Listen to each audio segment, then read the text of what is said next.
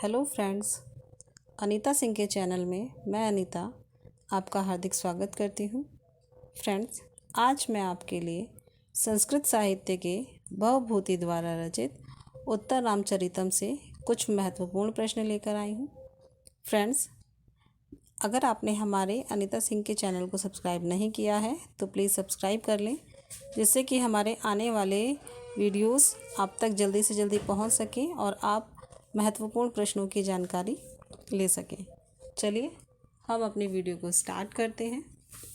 भवभूति रचित उत्तर रामचरितम।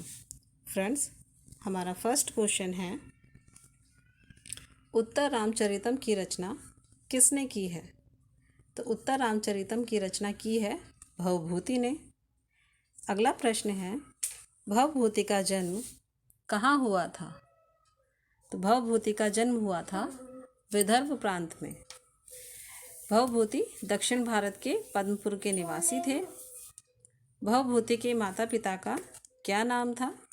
तो भवभूति की माता का नाम था जातुकर्णी और पिता का नाम था नीलकंठ। अगला प्रश्न है, भवभूति की रचनाएं कौन सी हैं? तो चलिए इनकी रचनाओं के बारे में जानते हैं। भवभूति की 3 रचनाएं हैं। पहली रचना है इनकी महावीर चरितम, जो कि 7 अंकों का नाटक है। दूसरी रचना है मालती माधव, जो कि 10 अंकों का प्रकरण है।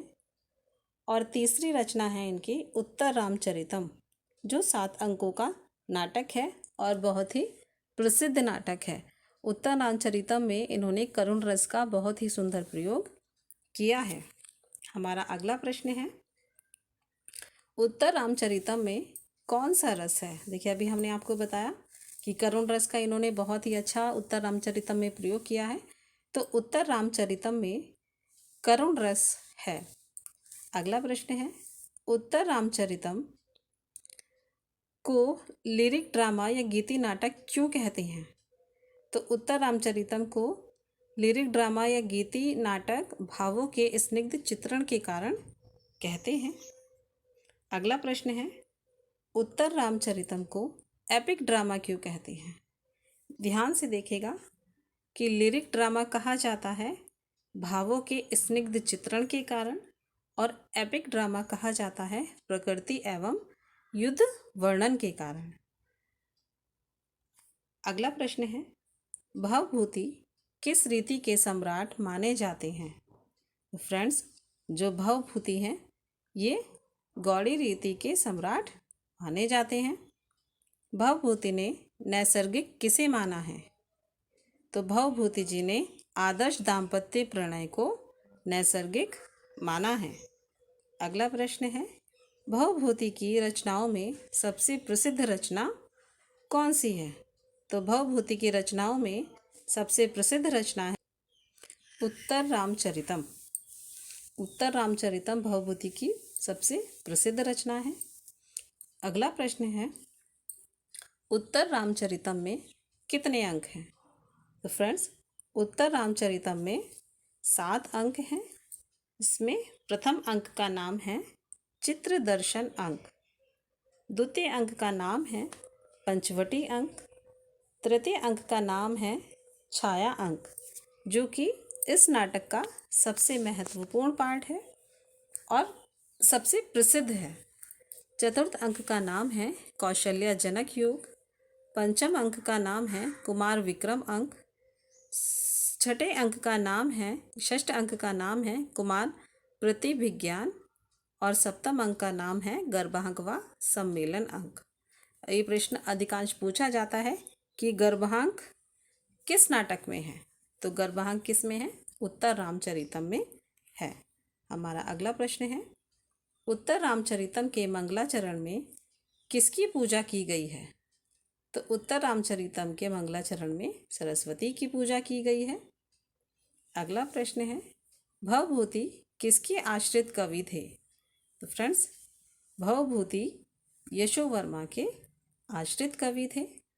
अगला प्रश्न है, छाया अंक के नाम से कौन सा अंक जाना जाता है? तो छाया अंक के नाम से तृतीय अंक जाना जाता है, क्योंकि इसमें जो सीता हैं वह छाया के रूप में दिखाई गई हैं, अदृश्य सीता है। अगला प्रश्न है, उत्तर रामचरितम में कुल कितने श्लोक हैं? तो उत्तर रामचरितम में कुल 256 श्लोक हैं। हमारा अगला प्रश्न है, त्वम जीवितम त्वमसि मे हृदयम द्वितीयम, यह उक्ति किसकी है?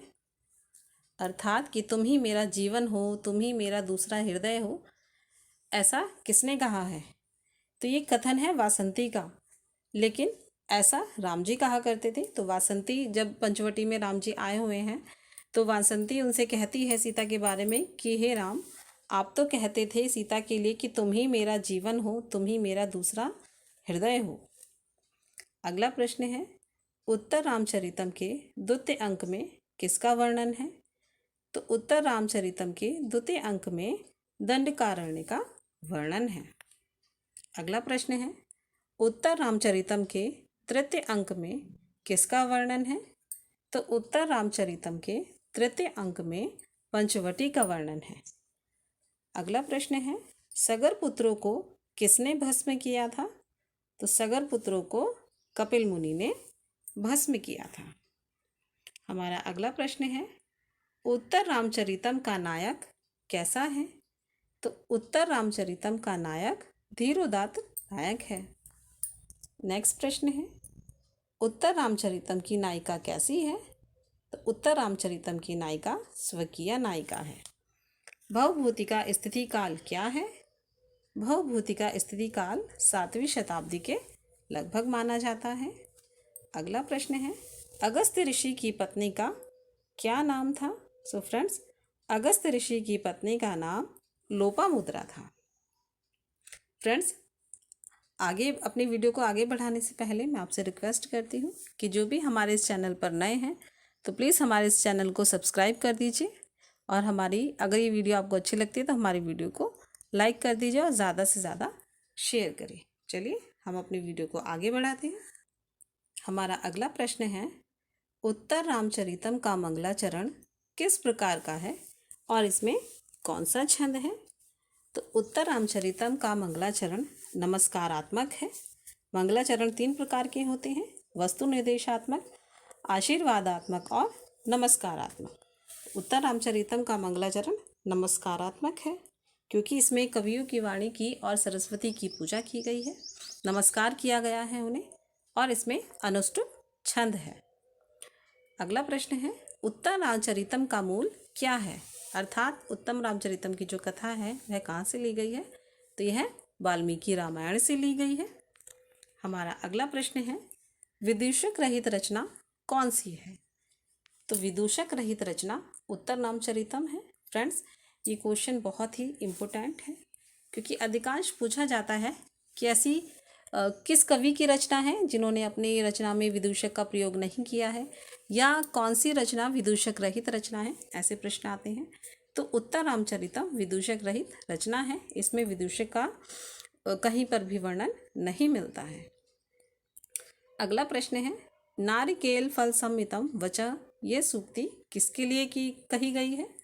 तो नारिकेल फल सम्मितम यह सूक्ति भवभूति के लिए की गई है क्योंकि भवभूति की जो रचना, भवभूति को नारियल की तरह बताया गया है कि ऊपर से कठोर और अंदर से नर्म, अर्थात भवभूति की रचनाओं में ऐसा रस प्राप्त होता है कि जिसकी बहुत सुंदर उन्होंने वर्णन किया है अपनी रचनाओं में कि वो ऊपर ऐसे दिखाई देती हैं कि मानो कि बहुत ही ज़्यादा कठिन हो, लेकिन जब उसे पढ़ते हैं, जब उसे समझते हैं तो जैसे नारियल के अंदर से मीठा पानी निकलता है, उसी तरह इनकी रचनाओं में भी उसी प्रकार का रस देखने के लिए मिलता है।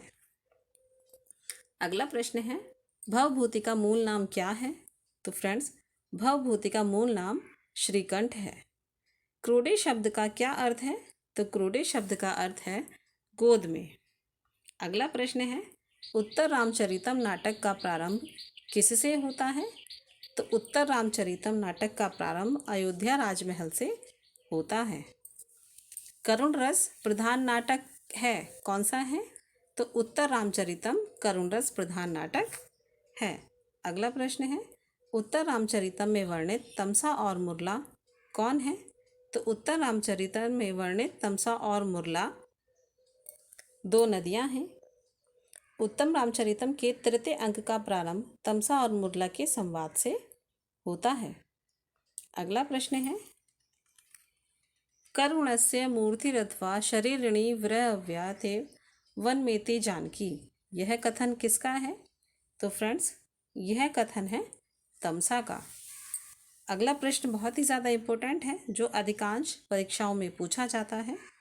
गुणाः पूजा स्थानम गुणेषु न च लिंगम न च वया उक्ति किससे संबंधित है? तो यह संबंधित है उत्तर रामचरितम से। अगला प्रश्न है, ईदृशानां विपाको अपि जायते परमाद्भुत, यह कथन किसका है? तो यह कथन है मुरला का। फ्रेंड्स, ये बहुत ही ज़्यादा महत्वपूर्ण कथन है जो परीक्षाओं में बार बार पूछे जाते हैं। हमारा अगला प्रश्न है, पौलत्स्यस्य जटायुषा विघटिता, श्लोक में पौलत्स्यस्य से क्या तात्पर्य है? तो इसका तात्पर्य रावण से है, क्योंकि रावण पुलस्त ऋषि का नाती था। अगला प्रश्न है, विपाक शब्द का क्या अर्थ है? तो फ्रेंड्स, विपाक शब्द का अर्थ है दुरवस्था। अगला प्रश्न है, ऋषीणाम पुनराध्यानाम वाचमनर्थोनुधावति, यह वाक्यांश कहाँ से उद्धृत है? तो यह वाक्यांश उत्तर रामचरितम से लिया गया है। अगला प्रश्न है, छायांक का मुख्य उपजीव्य क्या है? सो फ्रेंड्स, छायांक का मुख्य उपजीव्य राम सीता का पुनर्मिलन है, क्योंकि राम द्वारा सीता को छोड़ दिए जाने पर इस उत्तर रामचरितम के तृतीय अंक में ही राम और सीता का पुनर्मिलन दिखाया गया है। अगला प्रश्न है, सताम सद्भि संकथमभि ही पुण्येन भवति, यह सूक्ति किस नाट्य ग्रंथ से संबंधित है? यह सूक्ति उत्तर रामचरितम से संबंधित है। करुणस्य मूर्तिरेव, यह उक्ति किसके बारे में कही गई है कि करुणा की मूर्ति के समान कौन है?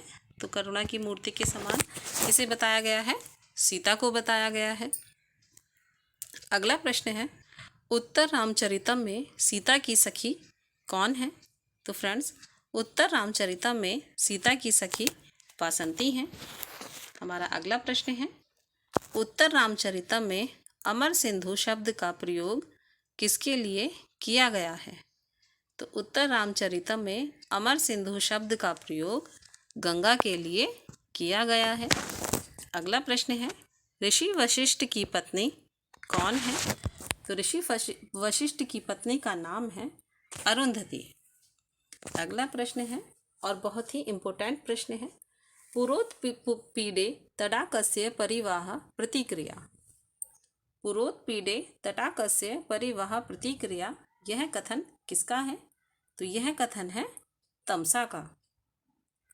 हमारा अगला प्रश्न है, उत्तर रामचरितम के तृतीय अंक को छायांक क्यों कहते हैं? तो उत्तर रामचरितम के तृतीय अंक को छायांक इसलिए कहते हैं क्योंकि मंच पर उपस्थित सीता राम को दिखाई नहीं देती है, इसीलिए तृतीय अंक को छायांक कहते हैं कि सीता जी की छाया ही वहाँ पर रहती है। अगला प्रश्न है, पुटपाक का क्या अभिप्राय है?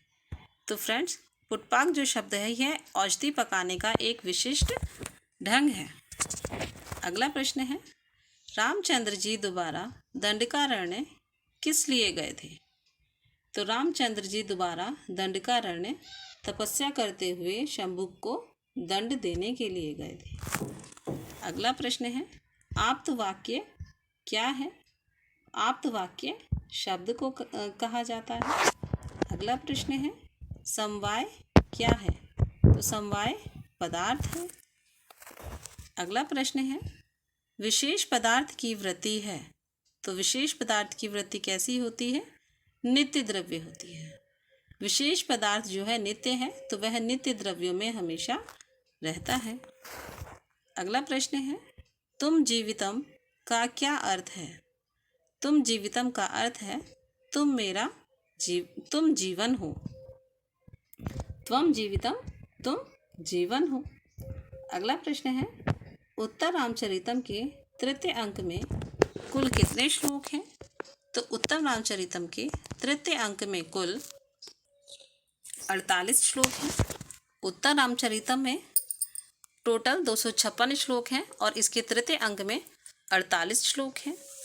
अगला प्रश्न है, उत्तर रामचरितम में किससे लव और कुश के जन्म का रहस्योद्घाटन होता है? तो विष्कंभक द्वारा उत्तर रामचरितम में लव और कुश के जन्म का रहस्योद्घाटन होता है, क्योंकि विष्कंभक से बीती हुई घटनाओं के बारे में और आने वाली घटनाओं के बारे में जानकारी मिलती है। अगला प्रश्न है, किस नाट्य कृति में गर्भांक मिलता है? तो फ्रेंड्स, उत्तर रामचरितम में गर्भांक मिलता है। उत्तर रामचरितम भवभूति की बहुत ही प्रसिद्ध रचना है और इसमें इसे पढ़ने के बाद बहुत ही ज़्यादा आनंद की प्राप्ति होती है। करुण रस का इसमें प्रयोग किया गया है, तो हर जगह पर इसमें करुण रस दिखाई देता है। अगला प्रश्न है, एको रसः करुणम एव निमित्त भेदात से संबद्ध रचना कौन सी है? तो एको रसः करुण एव, इस पूरी रचना में इन्होंने करुण रस का प्रयोग किया है, तो करुण रस से निमित्त भेदात से रचना है उत्तर रामचरितम।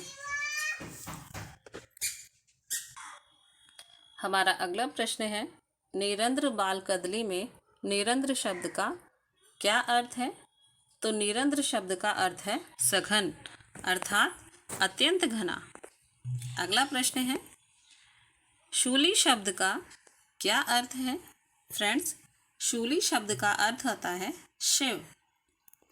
अगला प्रश्न है, लोब्धक शब्द का क्या अर्थ है? ये प्रश्न बार बार पूछा जाता है कि लोब्धक शब्द का क्या अर्थ है? लोब्धक शब्द का अर्थ है पहेलियाँ। मुख संधि कितनी होती हैं? तो फ्रेंड्स, मुख संधि 12 होती हैं।